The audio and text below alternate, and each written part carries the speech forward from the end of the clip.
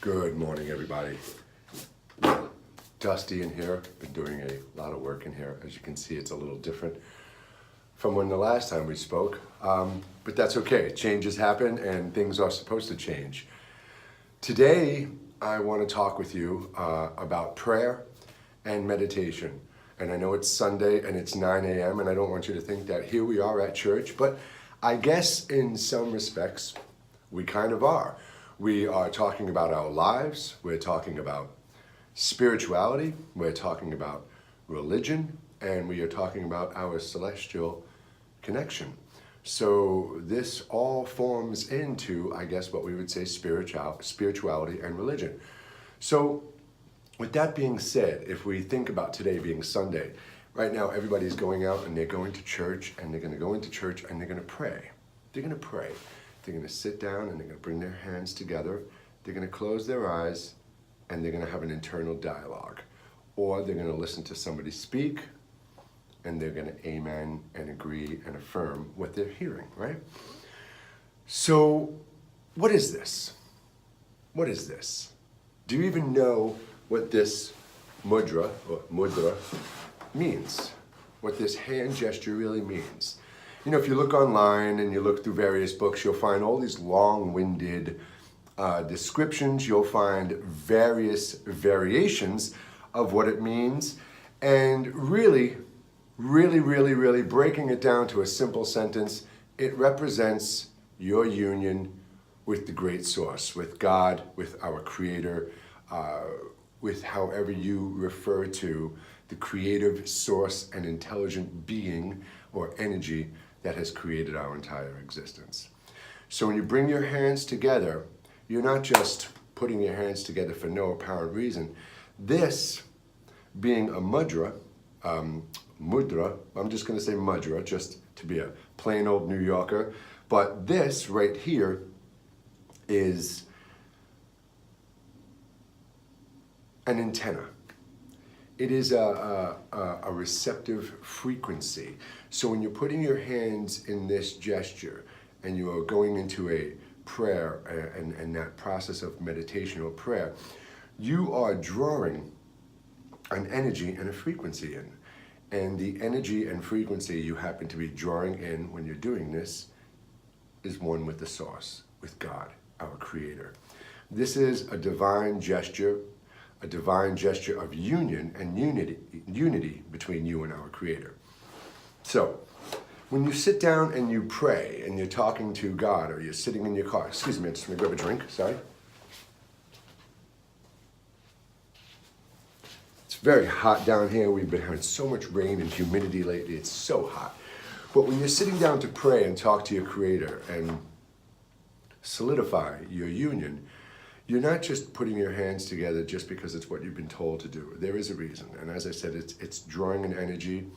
It's showing your dedication to that union. Now, when you pray, what you're saying and what you're praying to varies incredibly within belief and religion. So when I was a child growing up, I was initially brought up in a Catholic household. That's what my mother was. I went to religious instructions. They would pick you up from elementary school on Wednesday and they would bring you to the church, St. Nicholas in Queens, and you would learn the stories of the Bible and stuff.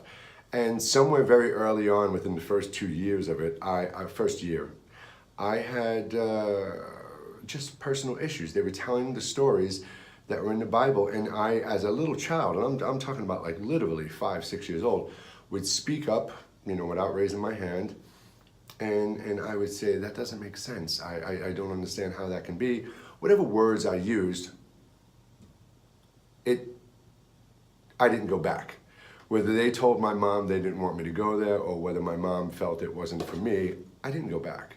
And I went to a Protestant church. My mother was raised Irish Catholic. My father was raised very loosely Protestant. And so I went to a local Protestant church, which was very cool. It was a lot of fun. All my friends from the neighborhood were there and stuff. A lot of my friends from the neighborhood were there. So I hung out there for a little while, but it was just more a place to go and hang out. Again, the stories and stuff I wasn't buying into. And it wasn't until later on that I realized and understood and have learned that many of the biblical stories within all of our faiths have been edited and parts have been taken out and things have been changed to control the masses, keep some truth from people, instill more fear in people, just to be a more powerful, dominant figure and have more knowledge than everybody else. There's many reasons things like this happen. Regardless, all those times I questioned faith. I questioned my faith. Do I have a faith? Is there a faith, an earthly faith, religion that I should follow, a discipline I should follow? And for years and years and years and many years I was lost, right? But I always prayed. I usually, for the most part, would pray at night. For the most part, if my life was in dire straits, then I would pray, which isn't cool. You know, we don't only reach out to our creative source when we really need help. We should just be there to say thank you and chit-chat every day, right? Anyway, chit-chat every day. I would say the Lord's Prayer. That would be my go-to prayer. I'm not sure if you're familiar with it. It's and please, I'm only saying this not to demean your faith or raise one faith above another. This is just how I said it. It's the Lord's Prayer itself is, Our Father, who art in heaven, hallowed be thy name. Thy kingdom come, thy will be done on earth as it is in heaven. Give us this day our daily bread, and forgive us our trespasses as we forgive those who trespass against us. And lead us not into temptation, but deliver us from evil. For thine is the kingdom, the power, and the glory, forever and ever. Amen. Right? Now, it was cool. But oddly enough, uniquely enough, when I would end the prayer, for thine is the kingdom, the power, and the glory, forever and ever. Amen. I would always add in my personal phrase, and then I would go on to the conversation. So I would end the prayer, for thine is the kingdom, the power, and the glory, forever and ever. Amen. God bless everyone, bless everything in your creation, give peace and protection over all the worlds and all the families, and bless my friends and family as well. Let's see. Our Father who art in heaven, hallowed be thy name. Thy kingdom come, thy will be done on earth as it is in heaven. Give us this day our daily bread, and forgive us our trespasses as we forgive those who trespass against us. Lead us not into temptation, but deliver us from evil. For thine is the kingdom, the power, and the glory, forever and ever. Amen. God bless everyone. Bless everything in your creation. Give peace and protection over all the worlds and all the homes, and bless my friends and family as well. That's it, all the worlds and all the homes. I would always even put that before my own family and friends. Bless all the worlds and all the homes, and then bless my friends and family and friends. Then I would say, Dear God, thank you for everything that's going on. I'm grateful for my life. I ask that you please give me guidance and strength to get through, blah, blah, blah, blah, blah. And I would say my prayer. So if we really think about the Lord's Prayer in its sense, Our Father, now we're basically saying, Our Father who art in heaven. We were saying our God, our creative source, who exists outside of our existence and universe, right? Now, as far as our Father being a manly figure, I always personally get, I get both, you know. Our source, creative source, is a very powerful being, powerful energy, but it is seeking abundant love. So that it always has that feminine quality to me.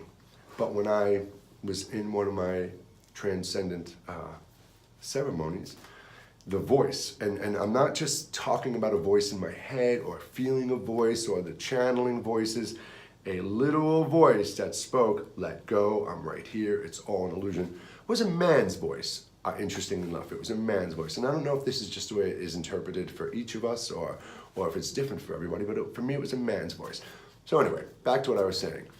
Our Father, who art in heaven, hallowed be thy name. Sacred, there's no name, just God is, right? Thy kingdom come, thy will be done on earth as it is in heaven.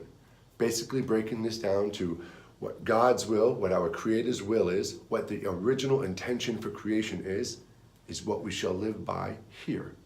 Give us this day our daily bread, our natural foods that grow, and forgive us our trespasses, where we go that we're not supposed to. And lead us not into temptation, but deliver us from evil. And every day, we are openly walking into temptation and embracing evil, knowingly and unknowingly. For thine is the kingdom, the power, and the glory forever and ever. I mean, everything, God is everything, the universe is everything, existence is everything, you and I are everything, everything. Amen. It's a beautiful sentiment, and when you think about it in modern logical terms, it makes perfect sense, right? And I know that there are variations within each religion of the Lord's Prayer. But primarily today, I wanted to talk to you when you're praying, when you are sitting down to really pray. There's a difference between prayer and meditation, and there isn't a difference between prayer and meditation. And we're going to really start getting into these things from today forward. Mudras, different mudras, frequencies, meditations, connecting you to the source at a higher level.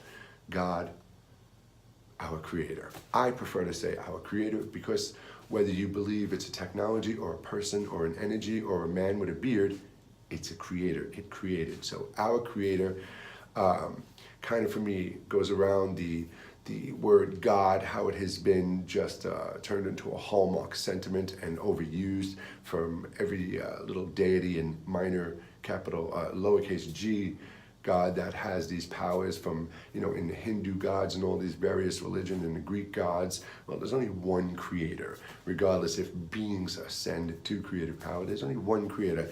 So to refer to everything as a God takes away from the one true source, our creator. So I prefer to say our creator, some say source, some say the universe, and it's all fine and dandy.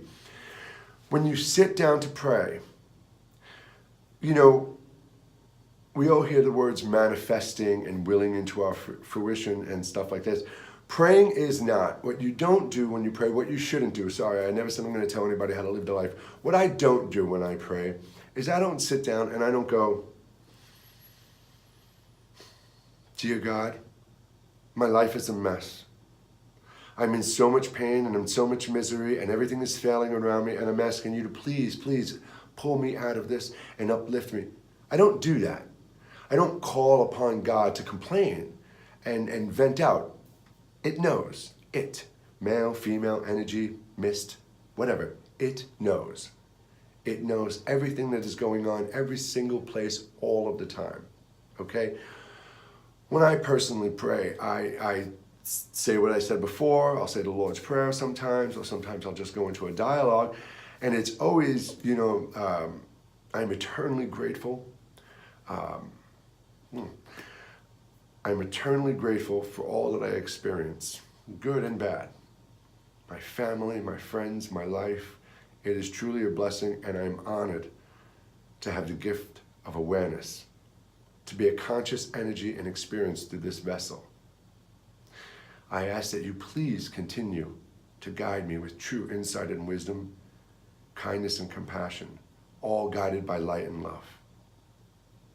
I ask that my life be filled with joy and happiness, and I will take that joy and happiness and be a vessel for your words and try and help as many as I can.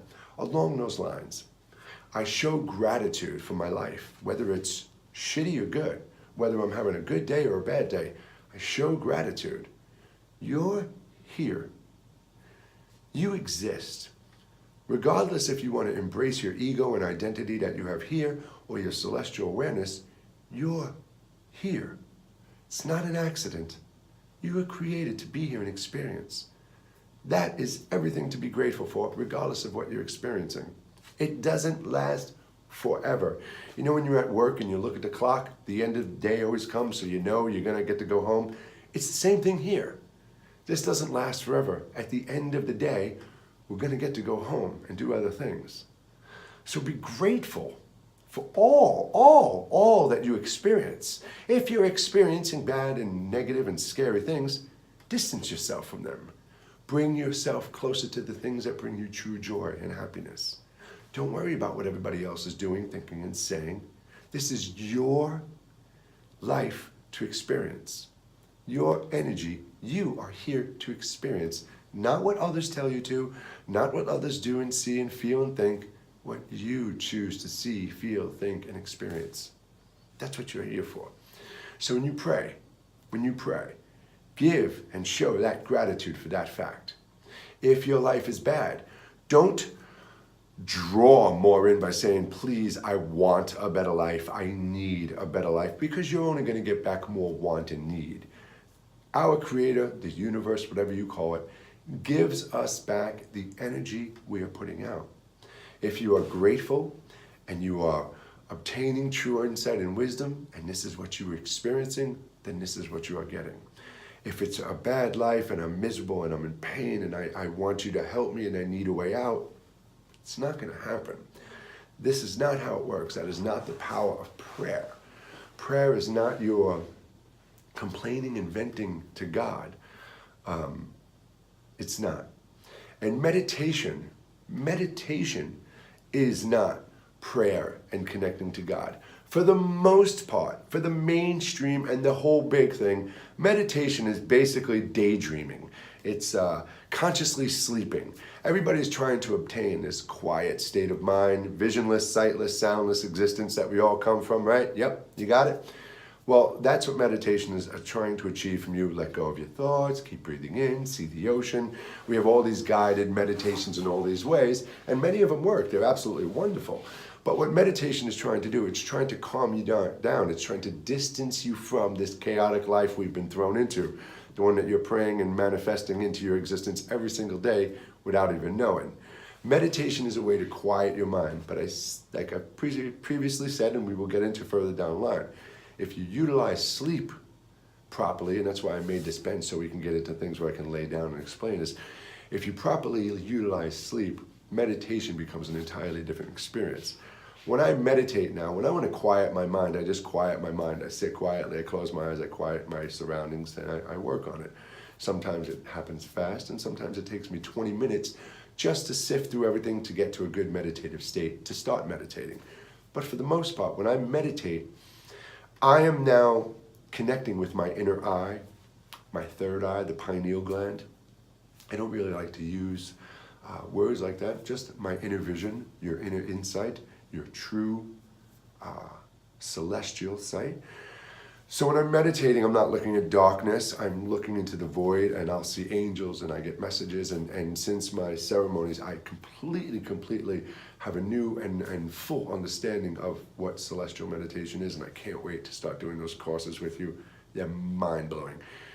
But meditation is letting go of your conscious reality and your conscious mind.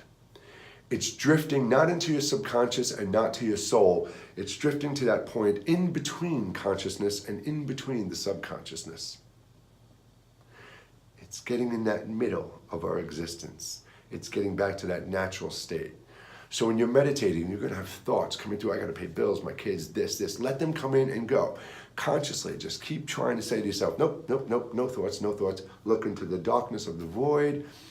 You're breathing in, you're sitting quietly, but see that visionless place in existence. No, you're not seeing nothingness, but you're seeing something in the nothingness. Kind of confusing, right? Let your mind have those thoughts, and don't give up. If in 5 minutes you're bored and your back hurts and you want to get up, put a pillow behind you, relax, just sit there, keep your eyes closed, keep going. Trust me. 10 minutes, you're going to be like, oh my God, I can't quiet my mind. This isn't for me, meditation's not working. Trust me, push through it. 15 minutes, oh, nope, still thinking about bills. I got to get butter when I go to the store. Just let those thoughts come in. Keep going. 20 minutes, I said before. Sometimes it takes me 20 minutes, depending upon the day, my mood, the energy, the world, you, right? All these things affect me all the time. So when I sit sometimes, 20 minutes, getting to this point, and then all of a sudden I feel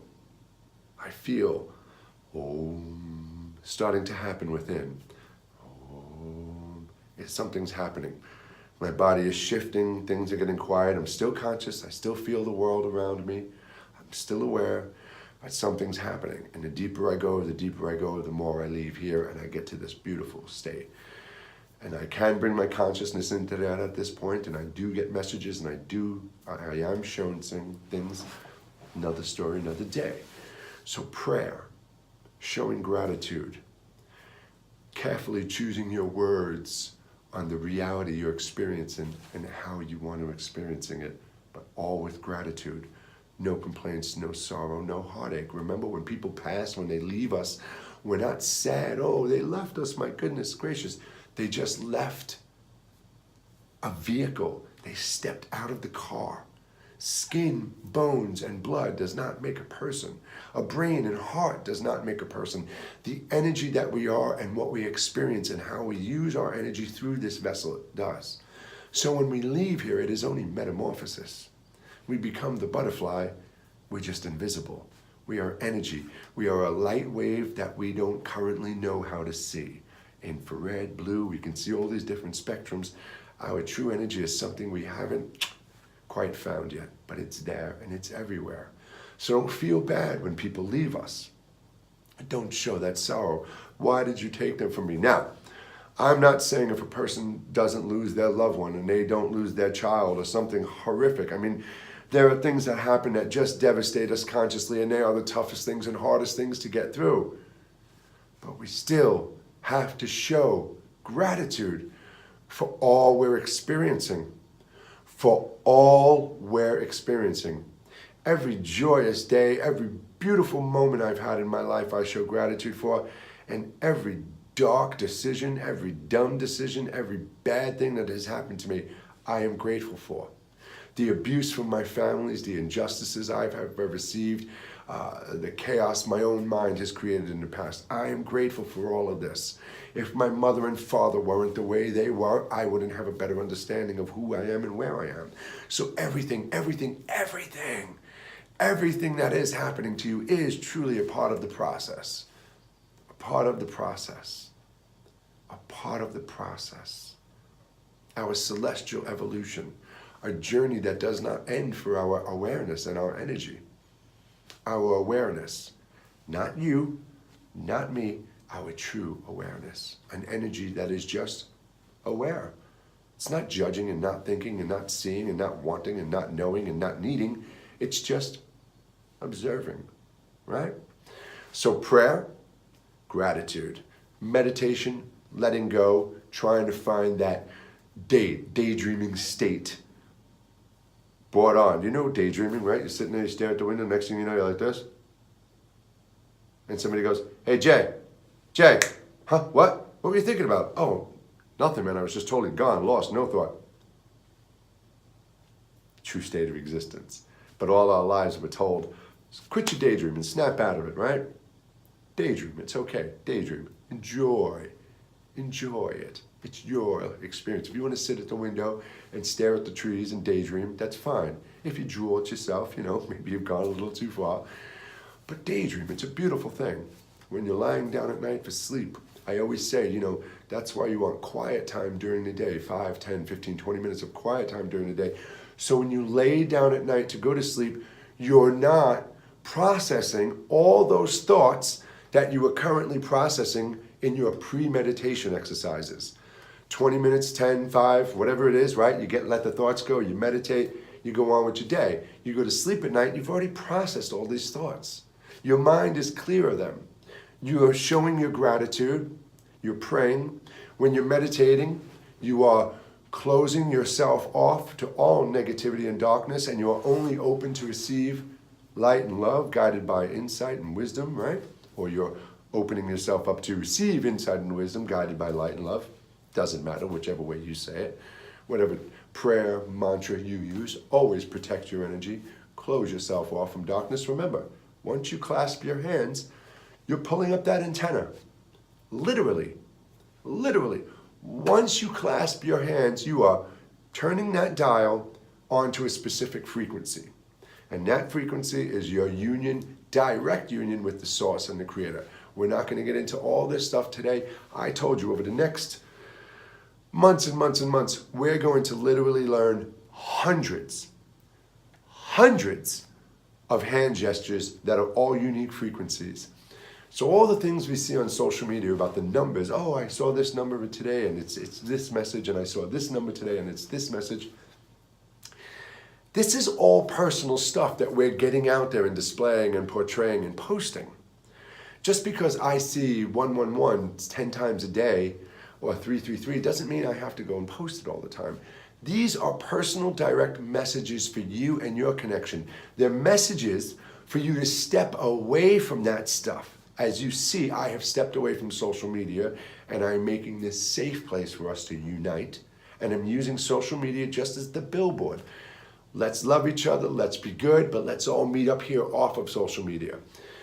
Your messages, your celestial messages, are not just things for you to get out there and wave a flag to everybody and go, hey, look at me, man. The universe is telling me this and this and this. These are beautiful divine messages for you to sit on for minutes, days, weeks, months, years. Keep internal. Let them turn into knowledge and teachings and way for you to connect with people. That's what's going on with everybody. Whether you're a cook or you're a garbage man or you're a doctor or a scholar, and you're seeing these signs, these celestial numbers, they're all bringing us together to unite on this new frequency of new light, to embrace kindness and compassion, to be beings of light and love, and to unify on a common ground of equality and freedom, right? But these underlying messages are all specific. They're all specific, and it's not going to happen by you divulging and sharing this out there with everyone, and it's not going to happen by you asking everyone, what do they mean? You can't ask somebody what your specific celestial message means. When you see that sign, something is coming to you. Something is happening inside of you. This is for you. It's for you. So let's all relax with the social media, Facebook, Instagram. Let's unite more personally and internally.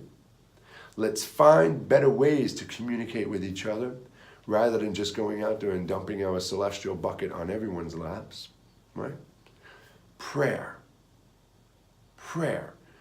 Muslim, Jewish, Christian, Catholic, Buddhist, atheist. When you sit down and talk quietly within yourself, put your hands in prayer position. Feel the energy and the air in the room shift. Feel your skin change. Feel the frequencies in your ear change. Know you are committing yourself to connect with the source of all life, our Creator. This unites you and brings you into the frequency of God. Honor your connection. Show your gratitude. And express the love that you have for life, for the energy and awareness that we are and what we get to experience. Prayer is a very powerful thing, and it's not meant just to be left at night before you go to bed. Pray in the morning when you wake up.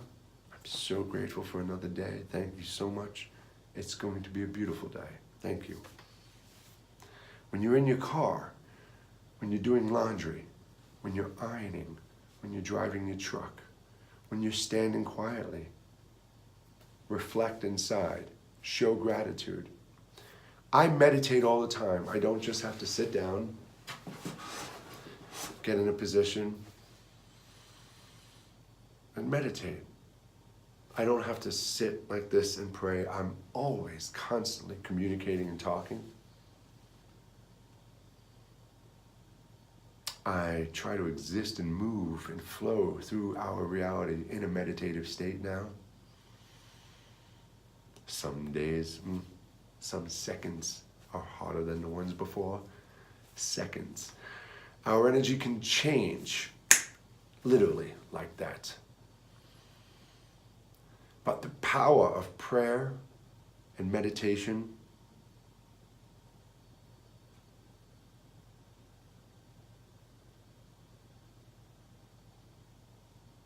it is everything as it is our everything. It is everything as it is our everything. Think about that. Our unification with our Creator. Our silent journey within. Our silent journey to the nothingness where we come from. Prayer and meditation, your energy, your thoughts behind it, your intention that goes with it, is your manifesting power. We don't say, I want a new car, I want a new car, I want $1 million, I want a better life, because you're going to get back want, more want, more want. You are grateful for the new car, you are grateful for the finances, and you are grateful for this life, and you are grateful for how beautiful it is becoming and going to become. You're already grateful for it because you are already grateful for all you experience. We transcend time. Our consciousness, our awareness, our energy, there's no watches, no calendars, no clocks. We transcend time. You are the mind of your child, the child you, and you are the mind of your older self, and you are the whole of all you will ever be. All at the same time. The more we let go of our ego, the posts, the searching, the Facebook and the Instagram, the TV, the more we let go of these things, the more we start to realize and see the beauty, the natural beauty of the world around us. The more we feel our connection to it. I'm not here and the tree is there. I'm here and our energy is all connected between it. Everything is light, right? Everything is photons. It's all light. It's all vibrating particles that something is illuminating inside, and we're seeing this reality. Well, we're all tree, bug, garbage, God, you, me. We're all inside this big celestial ball pit, vibrating together and being illuminated together. So whether you vibrate with love or you vibrate with hate, whether you illuminate life with love or you send out the darkness, is a choice you will make.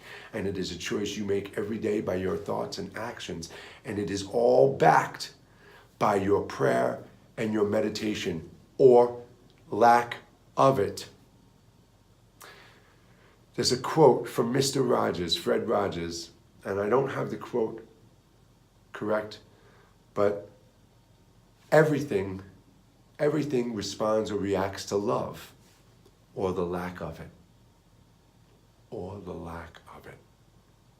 When we wake up in the morning and we bitch and complain and we bark and we bite and we get mad at the people around us, it's a part of the process.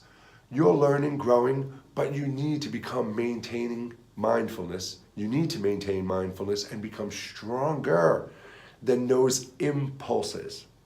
And the people around us who are getting upset and getting mad and distancing themselves from us because of our actions need to understand that they too have to process this in a certain way.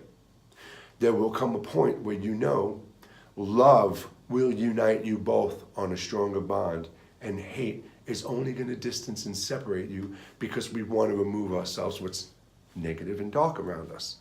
And if you're creating this around your own life and you're pushing people away from you, then they will at some point have that choice and that right of light to distance themselves, even though we all want closeness and love.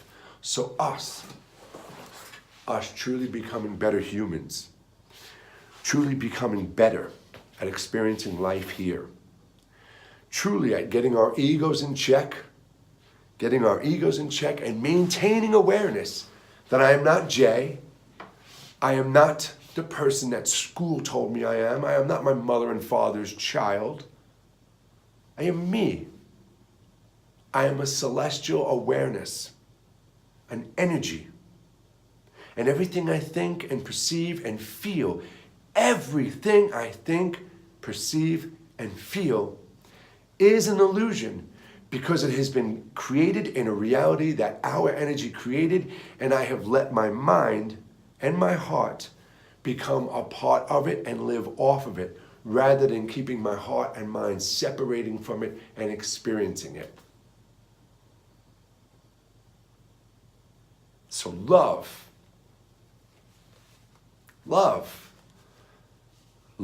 which is never impatience, never frustration, never anger, and never hate, is probably the hardest thing for us to achieve on a constant right? But we have to.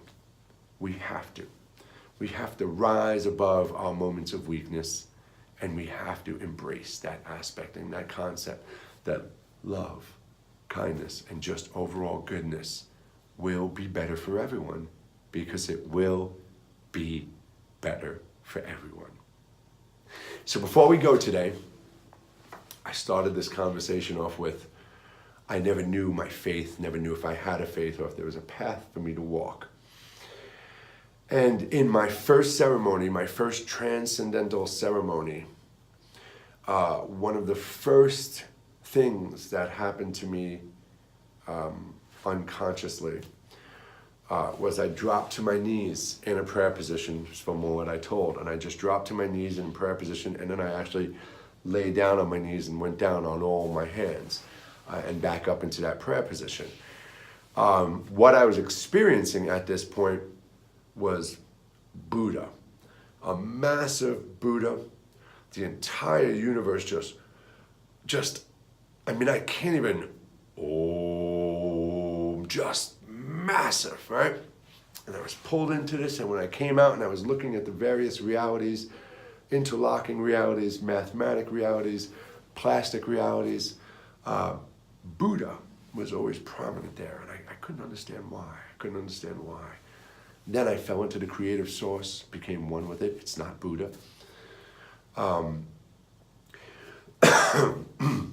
When I came out, I couldn't understand this.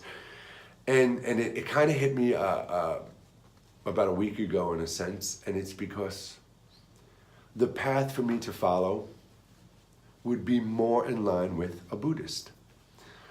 You always heard Buddhism isn't a religion and it's not a faith, it's just a way of life and a path, and that is absolutely true. I don't even know how many Buddhists actually really understand Buddhism. And it hit me, why I saw Buddha, why I felt Buddha, and why I am Buddha. And I don't mean that egotistical. Let me explain, please. I am a Buddhist, I am Buddha, because to be a Buddhist means to be Buddha. And to be Buddha means there is no Buddha. Everyone, I will see you Wednesday night. And with love, with light, may we unify in a world of kindness and compassion and equality and fairness and freedom for all.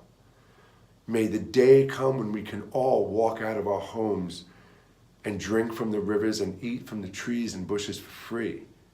May we walk the streets without fear, and may we live a life of love as we intended with creation. I am so grateful for all I experience, and I am eternally grateful to be able to connect and communicate with all of you. Everyone, have an amazing day, have a beautiful day, and I'll see you very soon. Thank you so much.